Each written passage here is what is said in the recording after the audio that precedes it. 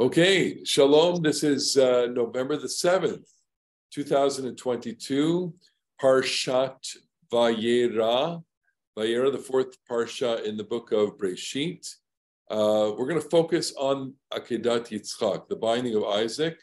And John asked me to say a comment before we begin. So, John, I'm going to turn it to you and get your interpretation, and then I'll contradict it. Thank you. I'm sure you will. In the last great class we had on Parasha Lech Lecha, Rabbi, you said that when God commanded Abraham to leave his father's house, God suggested that Abraham place God over family and make the trip all by himself. And you also said that Abraham disregarded God's suggestion and took his wife and his nephew. Now, when we get to this parasha, God dispenses with all subtlety, and he tells Abraham directly and emphatically to place God over family. And this time, Abraham listens to God, and in doing so, destroys his family. I know in the Midrash, there's a lot of attention to the devastation caused to Abraham's family by what Abraham has done, but I think this is there's suggestions of this in the Torah text as well. So I just wanted to point out a few things. First, Abraham doesn't tell Sarah he's going to kill Isaac.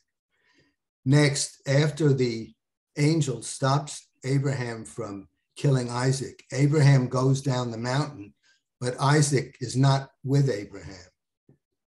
Next, I think after this incident, Isaac does not speak to Abraham again. And after this incident, Sarah does not speak to Abraham again. And in fact, at the time of her death, they're living in two different locations. I think Abraham is in Beersheba and Sarah is in Kiryat Arba. Hebron. So I just want to suggest the following message or drash to this parasha, which is extreme devotion to God or to any cause or idea can compromise, if not destroy, a person's moral sense. And I think this idea is not only in the Bible, but appears in secular literature. I know it appears in the work of the great 19th century playwright Henrik Ibsen. And that's it. Those are my views, and thanks for your indulgence. Okay, so you won't be surprised to hear me. I'm not going to. I agree and qualify what you said, and we're going to look into the text and more or less some of these interpretations pretty much as we get started here. This is precisely the nub of the problem. It's at what point, where is the sacrifice here, and what is being sacrificed? That is really the question. And what is God asking Abraham for? And I suppose we're meant to struggle with this story and to really deliberate what are the limitations of devotion. My polemic, which kind of coalesces and maybe argues with you, John, is parents can sacrifice their children for a lot of things that are less valuable than God. Certain ideologies, parents sacrifice their children for all the time, and but here we have an ultimate test and an ultimate goal here, and I think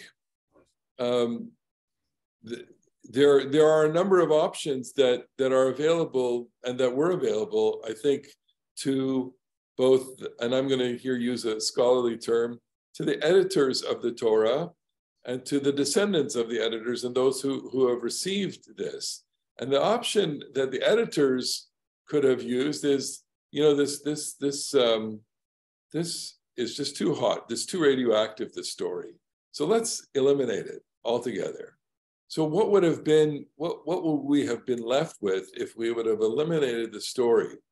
We would have eliminated really the ultimate question which Jews and of course Christians too and others who revere this, and we all revere it in different ways, but it is part of our historical experience as Jews to think about the ultimate, and in fact to have sacrificed life, our lives, in the sanctification of God's name. This, of course, is a big question. At what point do you lay down your life? Well, we who live in this time, in this place, when this is not being asked of us, we don't have a very strong relationship with that question. We live relatively free, with tremendous privileges and rights and enjoying, the blessings of liberty. People in our community and people that we know sometimes do volunteer to serve and to sacrifice, both in the service of the nation and the service of freedom and in protecting other people. They put their lives on the line, yes, and many don't. And despite all of our hysteria recently in terms of anti-Semitism, this is the idea of putting your life on the line to sacrifice yourself and your life for the safety and for the sanctification of God's name is very rare. Less so in Israel today, less so where people, the notion of going out to defend your country and your people and your way of life is a daily challenge. And the idea of sacrifice is part of the lexicon and part of the vocabulary of Israelis. They speak in terms of korbanot. When people are killed in battle or killed in acts of terror, they are literally a korban, a sacrifice. So that idea is not far from us, and the ultimate is not far. So the question is what would our outlook be if we didn't have that? I think is a good question to talk about. Let me stop that there and go to what I've been wrestling with since Rosh Hashanah. So a couple of you may have been present in Shul on the second day where I dramatized Abraham and I had my daughter interview Abraham in a podcast. Okay, we wrote a script to it, and I know that I guess the majority of you weren't there. So I have it up here, and I wanted to show how that reading, that interpretation, a dialogue, I wrote it as a dialogue, is actually based on a very close reading, and it borrows heavily from the philosopher Yoram Mazoni, whose books I've quoted in the past here, and has been very, very influential in my thinking about the story. And we're going to be toggling back and forth to his book and to some other sources. I made it comedy, not comedy. I made it serious with a little levity, with a little bit of just to hold people. It lasted about 25 or 30 minutes. Was a little long, and I haven't sent it out yet to people because I've been a little shy about that. But here we're going to put it up and see what you think about this. And here it goes. Okay, so this is what we started with, and she said to me, I want to start with the words. What did God actually say? The Torah's transcript is accurate. So Abraham answers, "Kachna et bincha, yechidcha, asher ahavta et yitzcha v'lech lecha." Go for yourself to the land of Moriah and offer him up as a burnt offering on one of the mountains that I will tell you. So she's asking, even for me, hearing these words gives me a bit of a chill. I'm wondering what you thought of when you heard these words. What went through your mind? So I'm putting it in the context of Breshit, that I said, it had been some time since God had spoken to me, said Abraham. I was concerned with how I was doing with God. This is really important. This is, based on my class last week. I was saying that if you read, I'm going to stop the screen here for a second. If you read the stories from Lech Lecha through, and you had a kind of timeline, right, with the dates. Okay, you get a point here, a point here, a point here, then 10 years, and then whatever. So we have an imagination that's based on lots and lots of things, that they had such a close relationship. Like I want to say that we have superimposed the character of Tevye onto Abraham. Why? Because when you watch Fiddler on the Roof, you see that Tevye has an ongoing relationship with God. And, he's with his horse and he's looking up, and when it's done beautifully and dramatically, you get the sense from his face that he's listening, that he's hearing, and he talks to God and he says, why? And he gets the answer, and it's all about an internal dialogue that he's having with God. And because it's such wonderful theater, you as the audience are transposed into that kind of bubble, the bubble where it's God is speaking, and even though there's nothing saying, it's not a cartoonish like oh God, what was that movie? Whatever.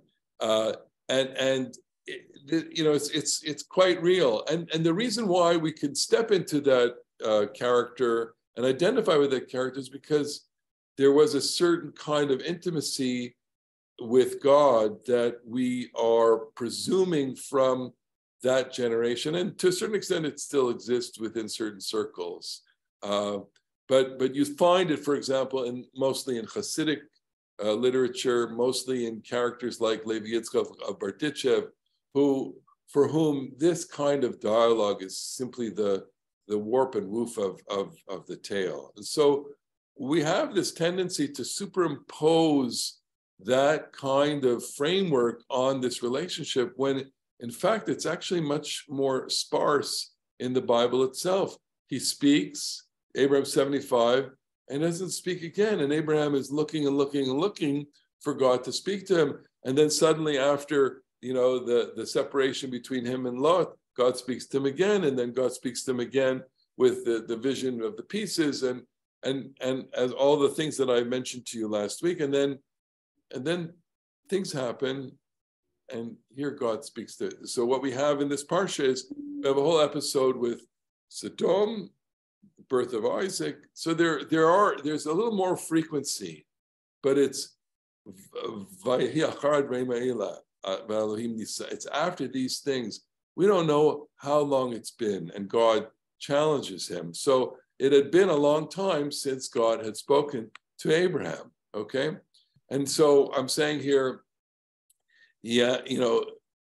when he asked me the way he did, your son, your only son, the one you love, I was really quite troubled. I was an old man when Isaac was born. I was 100. Sarah was 90. God knew how much I wanted a son. Now he's asking me to sacrifice him, which is your point exactly, John, which is, I'm devoted to my family. I showed and demonstrated my devotion and loyalty to my family by bringing Sarah and by bringing Lot. And now I'm supposed to, yield back or yield to God this most precious of my life. It didn't make sense. I knew God and he knew me. I knew God hated the spilling of innocent blood. I knew God hated human sacrifice. God hated when priests sacrificed innocent victims in their temples and when kings ground up slaves for their buildings or soldiers. So now I'm going to just stop here and take you to Yarmazoni, and I'm going to try and find that. 1 second. 16.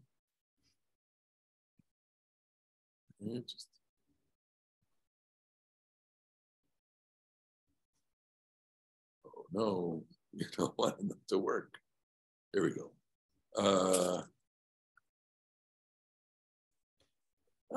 116.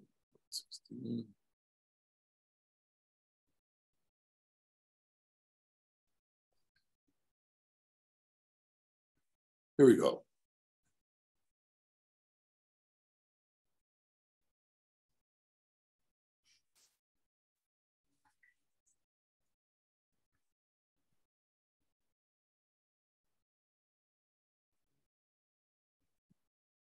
Okay.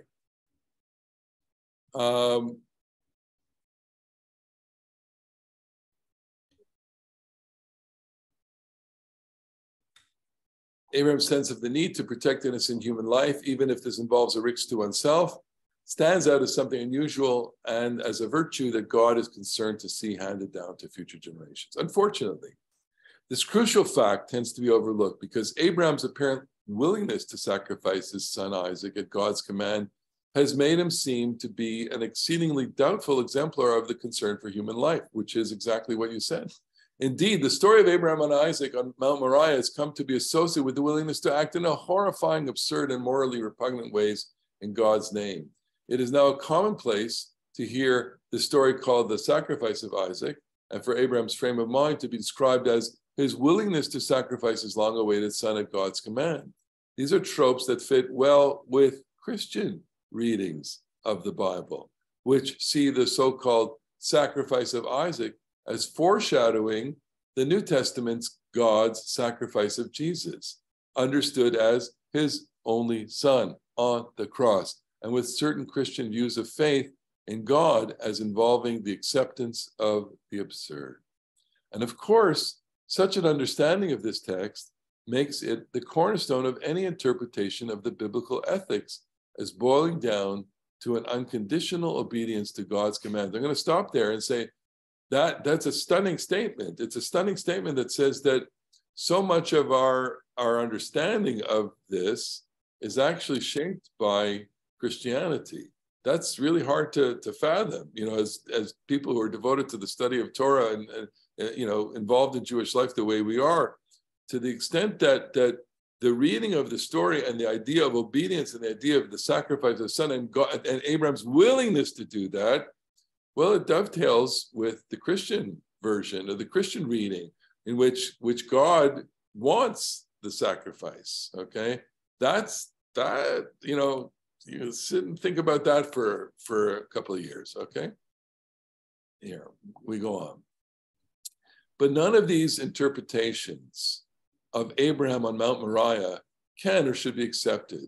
Common though such conclusions may be, one reaches them by reading the story out of the context of the larger narrative in which the biblical author has placed it, and by ignoring those verses that indicate that Abraham was never was willing to sacrifice Isaac, because this passage has so often been pressed into service in support of distorted and tendentious accounts of the ethical teaching of the biblical history.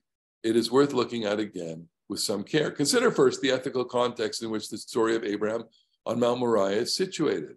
As I've suggested, we are being told the story of Abraham, a man whom God takes out of Babylonia to pursue a life freed from the depravities of the societies around him. The narrative assumes a moral order that is intrinsic to the world and sees nations and individuals as being judged by God in accordance with this moral order, an assumption that appears in the Abraham narrative repeatedly. Within this context, the point of the story of Abraham at Moriah is first and foremost to establish a moral distinction between the God of Abraham and the gods of the surrounding nation. The most pressing lesson that the reader is to take away from the story is that while the other nations may expect a contempt for innocent human life from their gods, a contempt whose epitome is the Canaanite custom of child sacrifice, Abraham's God is one who values innocent human life above the piety of giving honor and thanksgiving to the gods. I'm going to stop there because that's an important point, which is the idea that God so detests the shedding of innocent human life. Now we, in the narrow reading of this, says, well, wait, what if God is asking Abraham to sacrifice Isaac, then it certainly indicates that he doesn't detest the shedding of innocent life. But Abraham knows that God detests the shedding of innocent human life, because Abraham's already had that discussion with him, and Abraham's already, been wrestling with this, and Abraham epitomizes a certain kind of moral bearing in which the understanding of the value of human life is paramount. Okay, I'm going to go to the bottom here. Given the choice between the sacrifice of Abraham's most prized possession, his only son, and the sacrifice of a ram that Abraham did not even own, the God of Israel prefers the ram. Indeed, it is the sacrifice of a ram that is the symbol of the God of Abraham, who is a God of shepherds.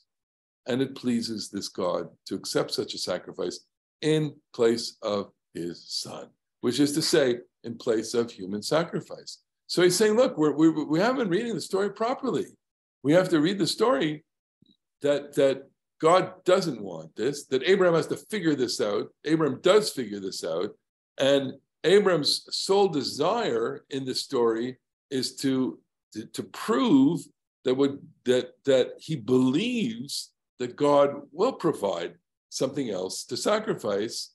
Indeed, God will provide. He says, Elohim yireh lo haser le'olah. God will provide a sheep for the offering. In the end, it's a ram. And in my little clever way, I tried to explain that, and I'll show you that in a minute or a little later. In other words, what the story is about is precisely the opposite of the virtue of blind obedience, come what may.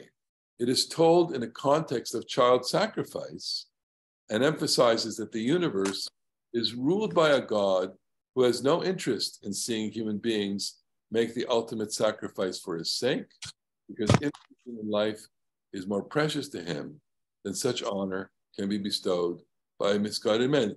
I think that, this little paragraph here, I don't know if we need to kind of engrave it somewhere, but the idea here that God doesn't want that, and it's precisely because we are so removed from the context, the historical, spiritual, religious, anthropological context of the story, that we kind of miss the point, and we see it only as a caricature and an obscenity, right? The idea of human sacrifice. But I don't know how widespread it was, but it was widespread enough to have been noticed by the people who are writing the Bible and the people who are kind of observing and interacting with the civilization around them and saying, like, this is abhorrent. The idea that you would shed human life to serve God is abhorrent. The idea that God would want this is abhorrent. So how do you then, here I'm going to try and reach for the logic here, how do you then prove this? How do you prove that this is abhorrent? You create a test in which the human being has to both obey God and defy God, okay? Go through the motions and yet defy God in order to, what I would say is to preserve God. And so in a sense, what I'm saying is that rather than seeing the story as an obscenity, see it as really a masterpiece of spiritual genius. Okay. Now, I'll go on. Okay. So the second aspect of the narrative context requiring our attention is the unfolding drama of Abraham's tendency to pursue his own self-interest. Here he goes into this. I've said that this quality of Abraham is the source of his greatest virtues and of his ability to be the progenitor of a great nation. Yet it also leads him to terrible mistakes, most notably in this context, his willingness earlier in his life to sacrifice his wife Sarah in order to protect himself from perceived threats to his life. Although Abraham grows as the story progresses, the fact that he is so extraordinarily good at finding ways to align virtuous behavior with his own interests presents a dilemma that must somehow be brought to resolution. I'll say that again. He is so extraordinarily good at finding ways to align virtuous behavior with his own interests. That's a dilemma, okay? How can you be virtuous and how can you maintain your own self-interest at the same time? At one point, it's going to have to conflict. And here's where it conflicts. What's his self-interest? His self-interest is to have to have a child, to have a family, to have a nation. His virtue is to listen to God. So it's precisely in this place where you have the ultimate collision of self-interest and virtue. Can you think of anything else? It's like saying, well, I own a Cadillac, do I have, can I, and here, make it as vulgar as possible. I own an expensive car, and the rabbi says we need money for the shul, so I'm going to have to sell my car in order to subsidize the shul. I mean, that's pathetic, okay? But what if it was dialed up to the ultimate point, which is I have a child and I have God. And so God is saying, in order to serve me, you have to bring me your child, because that's what everybody else does with their gods. So I just want the same, okay? And by the way, we all know that you need to, that people want to sacrifice, because sacrifice is the key to their own sense of worthiness. I've said hundreds of times here that were you asked, to take out your kidney for the sake of your child, so that your child who has no kidney or kidney function has a kidney, would you transplant your kidney for your child? The only question that many of you would ask was, where do I sign the consent form? And where is it? Because if my child is suffering so that the life of my child is at stake, I'd be glad. Never mind one kidney, 2 kidneys, okay? Who wouldn't do that? Of course you would do that, okay?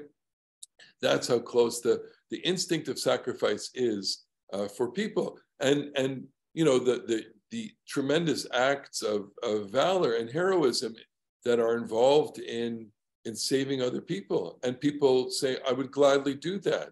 I would gladly give my life for the sake of saving other people, because that way I attain my sense of worth. John, you have your hand up. Go ahead. Well, that's an interesting interpretation by Hazoni. I find it a little difficult to digest.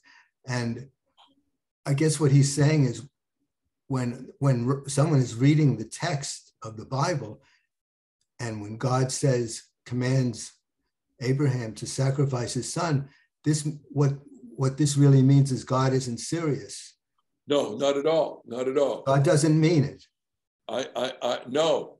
I'm going to now pull up what I wrote, because I take this very seriously. I'm a serious reader of this. Okay, so I wanted to show in my presentation how I tried to deal with this. Here, let me give you some more of this. So I hated God spilling of innocent. I knew God hated God spilling of innocent blood. This is Abraham being told that he's supposed to sacrifice. I knew God hated human sacrifice. It doesn't make sense. God hated when priests sacrificed innocent victims in their temples, and when kings ground up slaves for their buildings, of soldiers for their wars, right? Putin, okay? God hates Putin, okay? I could say that, nicely here, okay? The sense that you would take hundreds of thousands of people and put them in literally a meat grinder and throw them into battle when they are not committed to it and they're going to get killed is something that's so obscene, right? God hates that. I knew that God was shocked by murder. I knew the story of Cain and Abel. Of course, I invented that. I don't know if Abraham knew that, but, he knew some Torah, I guess. I knew that he lamented the depravity of the civilization before the flood. I invented that also because I thought, he would have had to inherit at least a legend. And God knew that I shared his views. So I was puzzled that he would ask me to do this. And then there was a puzzling way he worded it to me. And this here again, it was as if he was trying to remind me of the first time he said that to me.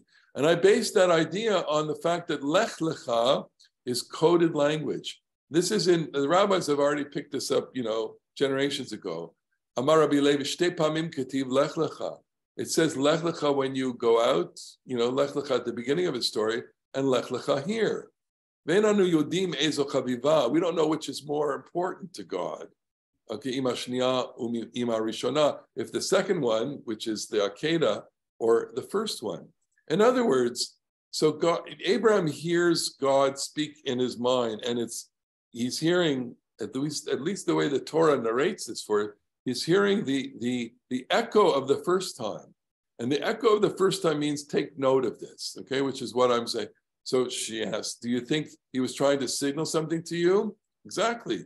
The fact that he used those two words was like a code. It was like saying, I told you then to leave your home and go to the land that I will show you. And now I'm telling you to take your son and go to the place that I will show you. Lech lecha then, lech lecha now. So I couldn't help but think, here we are, another test. So you're saying that you knew this was a test. Yes, one in a long series of tests. And again, and here I'm giving a very traditional reading of this based on Pirkei Avot, who say that there are 10 tests, 10 trials our father Abraham were tried, and he withstood them all. But it's hard. I mean, you don't need Pirkei Avot to tell you. It's hard not to read. First of all, the Akeda itself, chapter 22 in the book of Genesis says, "V'hai Elohim nisa et Abraham." So it uses the word, precisely. The word is tested. Okay, so you have two ways of looking at this. One is look at it as the reader, like we are, and saying, well, this just lines up with a pattern. When God said the first Lech Lecha, that kind of was a test, because who would leave at the age of 75? Would you leave at the age of 75? And when there was a famine, that's a test, because would you leave? And on and on and on it goes. So he is already perceiving that there is a series of tests, and that this comes as an ultimate test. Okay? Why was God testing you anyway? Because God saw that I was good, that I had the right raw material of conviction and commitment, and that I knew how to fiercely defend my own interests and objectives, which we just saw. And God wanted to make sure that I was the right person through whom the whole world would be blessed. So here we have to kind of underscore what we read last week, which was when God said, Lech Lecha, I will make you a blessing, and you will be a blessing. Again, I spent all of Shabbos talking about this. The idea that you will be a blessing, it's not, and I can say it here, nicely, which is, we have overlaid on that you will be a blessing, the lovely music of Debbie Freeman, which I quoted in Shul last time, and you shall be a blessing. So I made a nice kind of very cautious critique, which is to say that the music, Debbie Freeman's music, makes it sound like there's all sorts of resolution in that, and that it's so peaceful and so wonderful. And the opposite is the truth. To be a blessing is an extraordinary challenge. Not everyone can live up to that, and it puts tremendous pressure on you. And I prove that by saying, well, when he passed off Sarah as his wife, was that a blessing? When he, slept with Hagar, after Sarah told them, we're not too successful here. Go sleep with my wife, my servant's Hagar, and Abraham does so. Okay, so I don't, that wasn't a blessing, without being too judgmental. But no woman would stand for that today. Go sleep with the maid. Okay, and let's have her as a surrogate. No, that would never happen. That fails every moral test possible. That's not a blessing at all. So to be a blessing is a real challenge here. Okay, going further. All right, and I shared God's greatest desire that human beings be good. Okay, and that is the implicit message of Genesis, and by extension the whole Bible. So he was 75. Now you're in the land, you have a son, and God tells you again, Lech Lecha, to an uncle's place, and there you're going to sacrifice your son. Correct. But there was another clue that something was strange. And here, I wrote this, and I want to say that I'm making an assumption here that someone who is immersed in the world, the Bible world of sacrifice and how the system works, would have picked up that there's something wrong here. There's something awfully wrong here. He said I should make him an olah, a burnt offering. But sacrifice, I'm putting the but here, sacrifice is always a human initiative. Nobody told Cain and Abel to sacrifice. They did it on their own initiative. So I use the quote from Genesis 4. Nobody told Cain to sacrifice. Cain brought it on his own. okay? And nobody told Noah to sacrifice. The flood was over, and he did it on his own initiative. Noah built an altar. He took pure animals. He offered them up. And then Abraham says about himself, in all my years of calling out to God, and I'm writing this in his voice, he never once asked me to sacrifice anything. All the altars I built, all the sacrifices I brought were all of my own initiative. And I have 3 proof texts here for that. In each of these instances, God didn't tell him to build an altar. God didn't say anything to him. Why does he do that? He does it because he wants God. And here again, back to this big thesis, which is God speaks to him and then is quiet. Okay. So, I don't know if you watch my Parasha talk, but I mentioned this with my colleagues. And before we recorded it, I said, the person who experiences a high, let's say from I don't know, LSD high, and I'm not speaking out of any experience here, but only from accounts of people who read. Michael Pollan, who has a book on this, very interesting book, who himself went and had these experiences.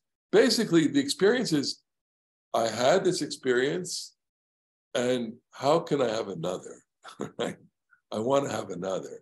And part of that is, coming very close to addiction, but part of it is the ecstasy of that experience is so powerful and so unlike anything else that you want. You just can't let it sit with you. You want to go back there. You want to go back and experience that.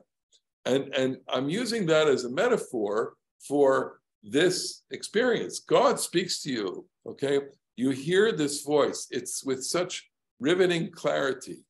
And then it stops. And so you go like, I want some more. I want to know more. Tell me more. I want to hear more. And I've even gone on to, to the edge and say, not only does he want more, but he wants to know what it means. Like we read the text and says, be a blessing, but we don't know what that means other than, go around and be nice. But what does it mean to be nice? It's hard to be nice all the time. And what happens when being nice conflicts with, survival, okay? What does it mean? And so there is, I think, implicit in Abraham a sense that I have been chosen to bear something and to symbolize something and to bring something to the world. I just want more of it. Why wouldn't he?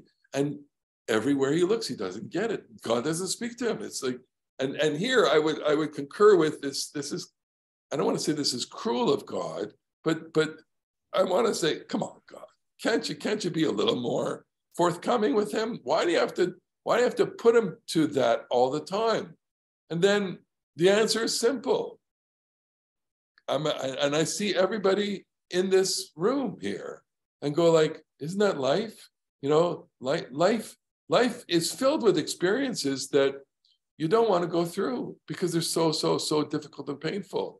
And you realize that there are times when you have perfect joy and ecstasy and love and togetherness and all the things that are part of your life, and times when it's not, and yet you still go through your life.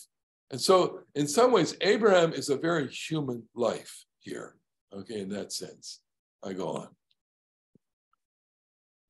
So you bring a sacrifice because you need to show something. You need to express something. You need to thank or see something. It's all a human initiative, closeness to God, forgiveness. We want that. And so when we want to feel close, we do these things. We do these acts of worship.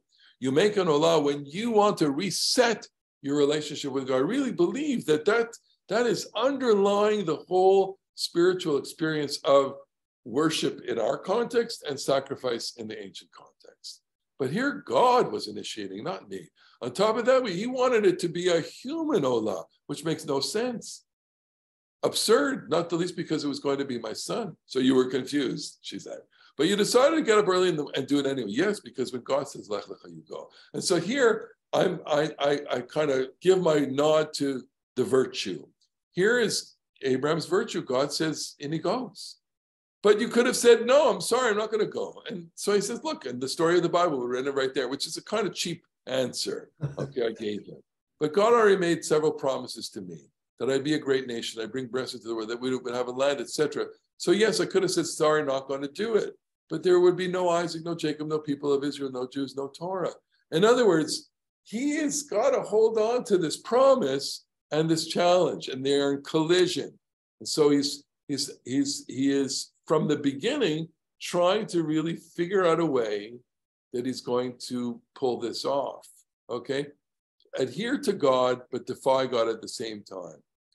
And you yourself, my beautiful, wouldn't exist. I understood right then that everything depended on me going. So he knows that he has to do it because the future depends on it, like it does with every test. Okay, look, I mean, I don't want to be political here, but tomorrow is an election. Okay, so all elections are decision points. They're junction points.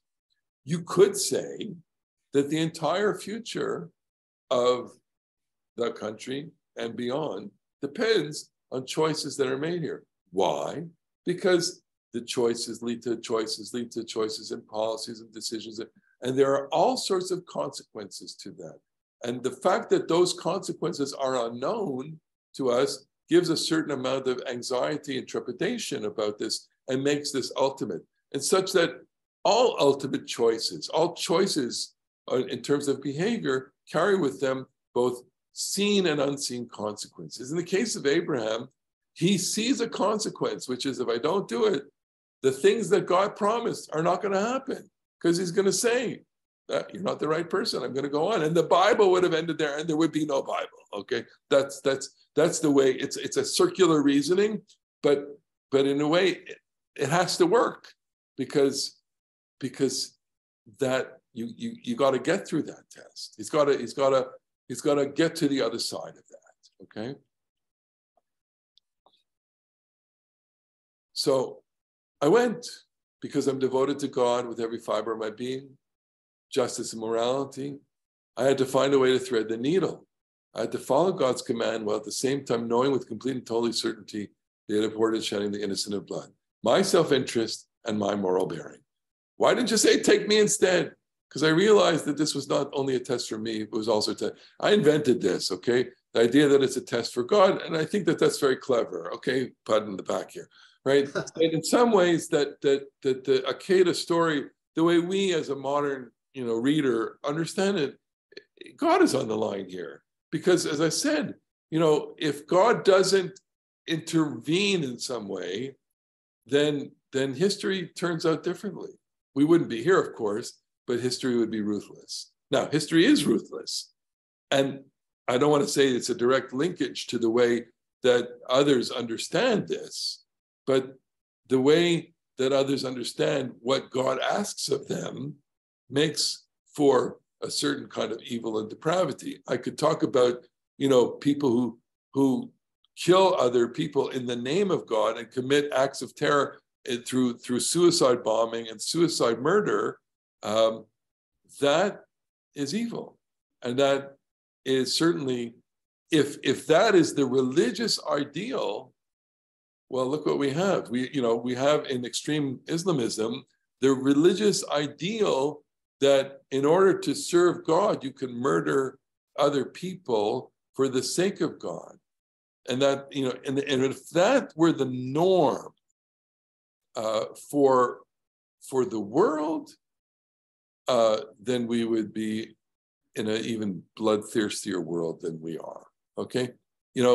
That conversation is an Islamic conversation, right? That the Islamist conversation is the challenge to normative Islam, if you could even, whatever that means. Does this represent it? And it doesn't. You see, that this debate, happening in the sense that this doesn't represent us when Muslims condemn that as it should be condemned. Okay, there's no way to justify that.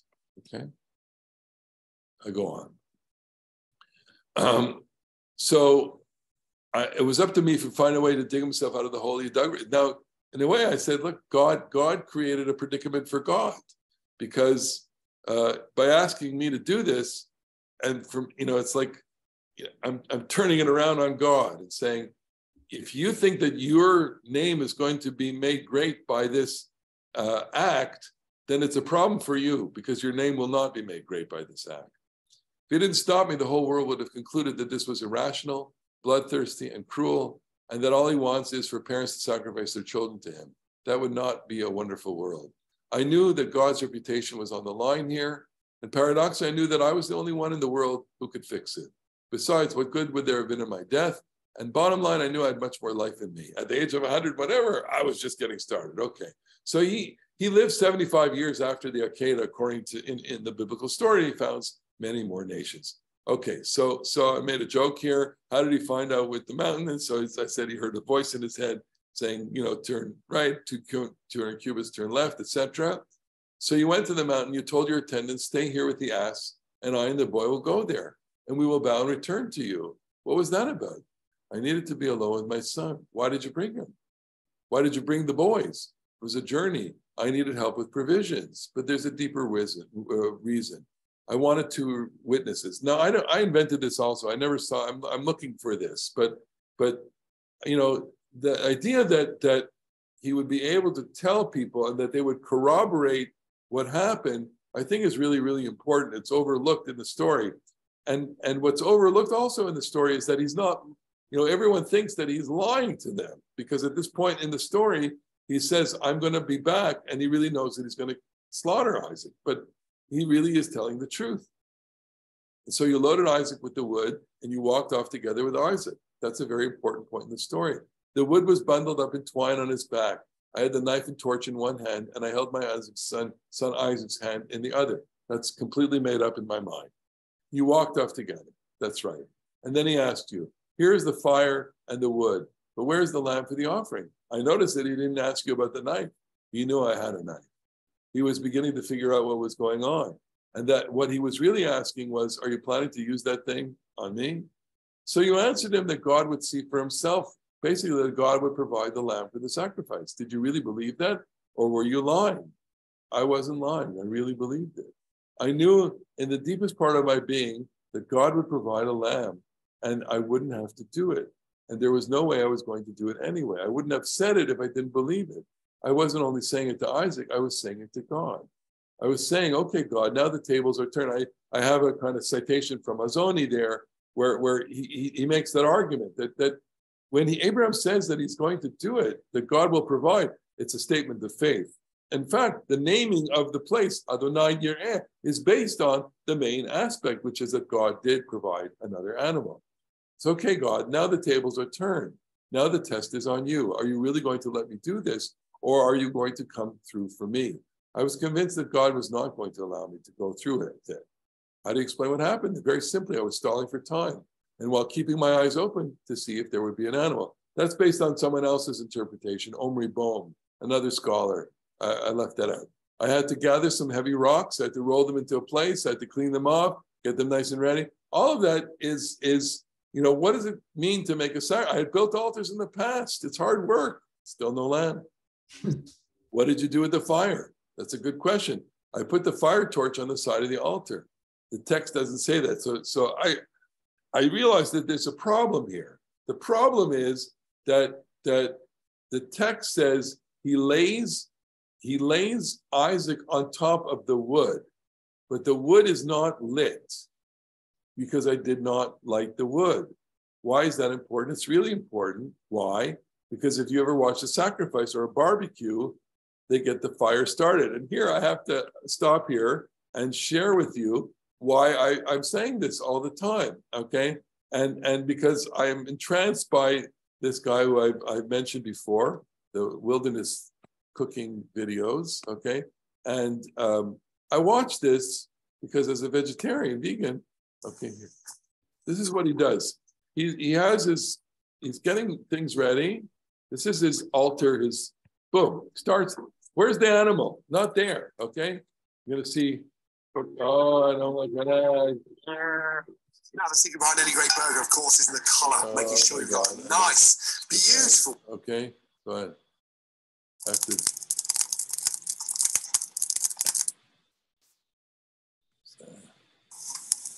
Starting the fire. more fire, more wood. Sorry, I'm going to go ahead. Gets the fire ready. And now, boom, we're going to see, there's his lamb. Okay? And this is really interesting. He's going to get it all ready. Okay? And if it's not good enough for you, okay, to watch that, we'll stop that here. All right? Let's get just one more here where it's a little more graphic. Okay? And here is this guy who's a primitive guy, all right, wilderness in Azerbaijan. And this is his flock, or a flock of his friend, okay? All the sheep and rams, okay? A flock of sheep and rams. The rams with the horns and the sheep, nice little panorama here. And what is he going to do now? 2 seconds. He is going to, okay, doesn't show you that he takes one of them and he slaughters it.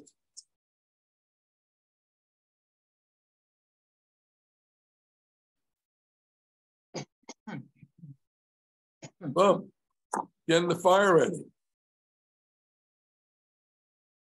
My point is, okay,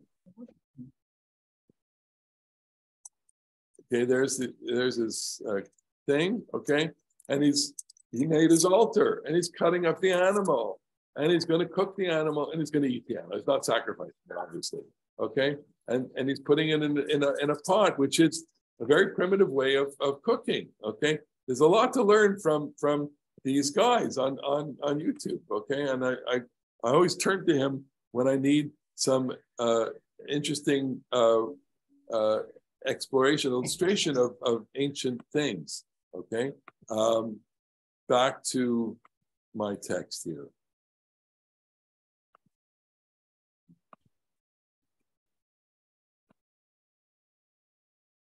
You need to get the fire hot so that it burns. It takes time. I arranged the wood in the altar. There was no way I was going to light the wood, but there was no way I was going to burn my son. You bound him up. Yes, because I still didn't have a lamb. Did he resist being tied up?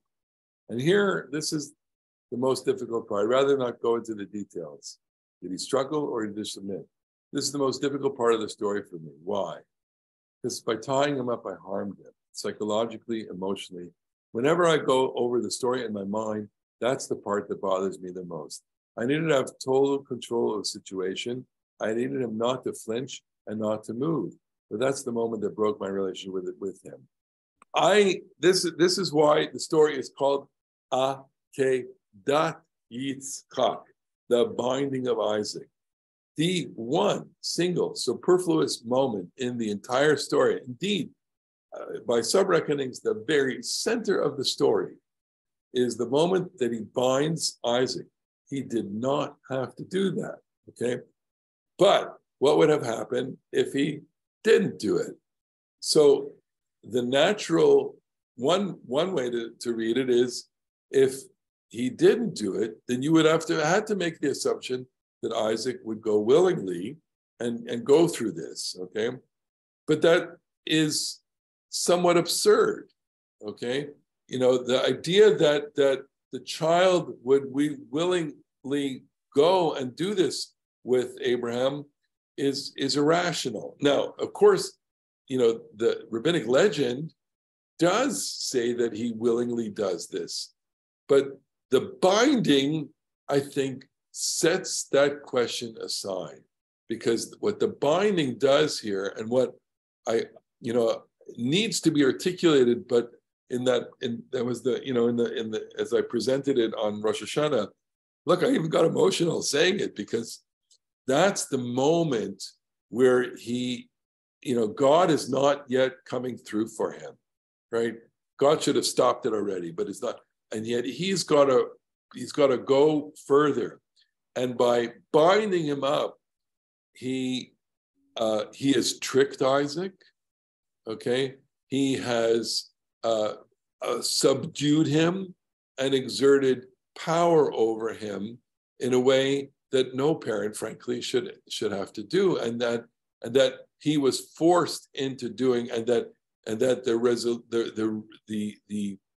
recognition that at that moment the relationship is broken, and that's the nub of this. That's the real the real painful moment here is exactly what you brought up at the beginning, which is he sacrificing his relationship with his son for God? And the answer is yes, he is. So look, is that what's asked of us? And I know that I have 4 minutes left, so that's why I'm going to get off the hook here. But I was saying, here's my answer to that, which is, it's not asked of us. My answer is, Abraham is unique. He's the founder. There are things asked of the founder that are not asked of the followers. We make the mistake in thinking that we all have to be Abraham. We don't. We don't have to be Abraham. There was only one Abraham. There was only one Abraham who was asked to do this. And in doing this, he ruptured the relationship, okay? We are not asked to do that. We, on the other hand, are asked to do as much as we can and to I think, balance virtue and self-interest. And I suppose, on some level, we do sacrifice our relationships with our children. Look, I'm not speaking in a generation where people are willing to sit shiva if their children intermarry, okay? But you all know, and we all know, you can dial back one generation at least, where, and back to Tevye and Fiddler on the Roof, this Tevye, that is the most riveting scene in the whole play movie where Chava, I think it's Chava, right, decides that she's going to marry the Russian, and he basically says, "You're lost to me, you're dead to me." And what is he saying? He's saying, I'm sacrificing my relationship with you for the sake of serving God.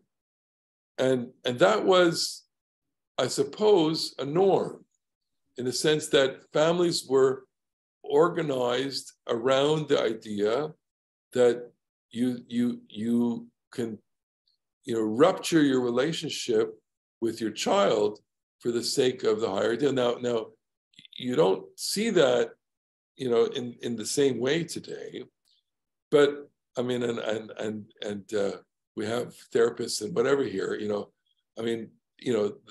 The human landscape is littered with severed relationships and ruptured relationships between parents and children for things that almost seem trivial next to that. I know of many family relationships that got ruptured because of money, because of an argument, because of something stupid, absolutely asinine.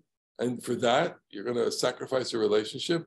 Look, how crass and narcissistic do we have to be to sacrifice a relationship for, I don't know, money? Go ahead, Susie. So we were talking about a generation or two ago when people said Shiva. That was also a time when marrying out also meant conversion. Right. So again, whatever it is, it's seen. The marrying out was the ultimate act of betrayal, right? And for the ultimate act of betrayal, you do the ultimate symbolic sacrifice, which is the I will not speak to you again. You are dead to me. And that's what he says to her in the play. You are dead to me. And it's painful. It's painful to watch. You sit in the theater and you watch it, and people are crying there because they identify with this moment because they know it viscerally.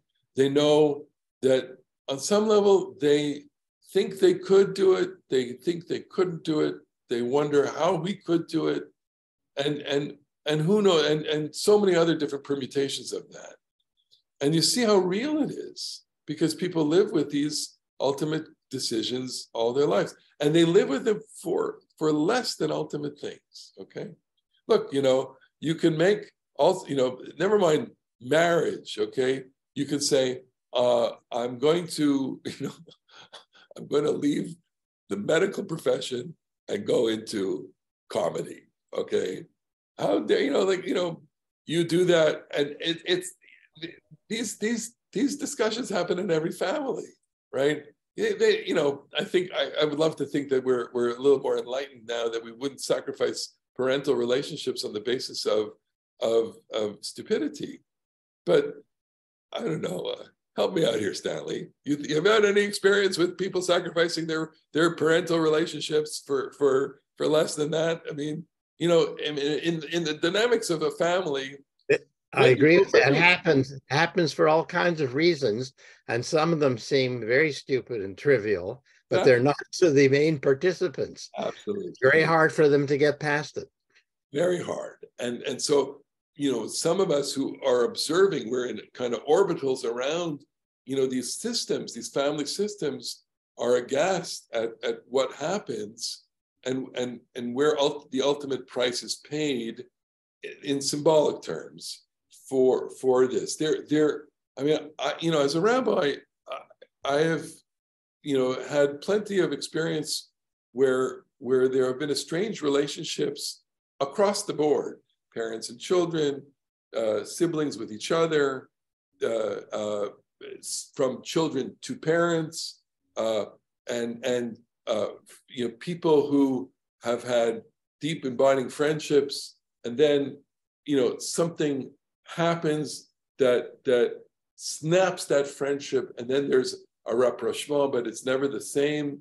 And all of these things kind of just get bulldozed in front of you at crises, at a moment of crisis, right? Like a death, like the passing of a parent. The passing of a parent where two siblings are, they're in such conflict with each other. The only time that they will see each other is at the funeral, and that they will not, I mean, I know this for a fact. In one situation, they probably have never seen each other since the funeral, okay? And for what? Because when they were younger children, this one stole something from the other's cupboard, and they had a fight, and they couldn't let go of that. And it just kind of mushroomed and snowballed from there. And so the parents were not able to kind of put the two together and say, what are you, crazy? You're going to ruin your relationship on the basis of this? I mean, it starts from trivialities, but then it just gets out of hand. And so, the question that is underlying this is this a real story, or does the story reflect certain realities? And my answer is, of course it does, because we all live with ultimate realities of life and death, and relationships. In this case, in this interpretation of it, what I'm saying is, and I based it on Azoni, is that Abraham is willing to sacrifice the relationship, and that God sees that, and all the things that happen as a consequence happen, that there's estrangement between the son and the father, and that they really don't talk to each other. And in fact, I would say in the most painful iteration, there's an estrangement between God and Abraham as well. And I read the story, in a certain modern lens, which is saying that God pushes Abraham to the limit, but in any situation where you're pushed to the limit, there are going to be unintended consequences. And one of the unintended consequences here is that God and Abraham don't really speak again, which is right. I think it's a blatant, truthful reading of the text, which is, you don't see that. And not only that, but Abraham does go on and pursue his own life after that. He's established Isaac. He's transferred the covenant to Isaac. It's in motion. Everything is in motion. And it's going to have to wait 2 generations for it to really take off. Isaac is not going to be successful in producing children, but Jacob will be.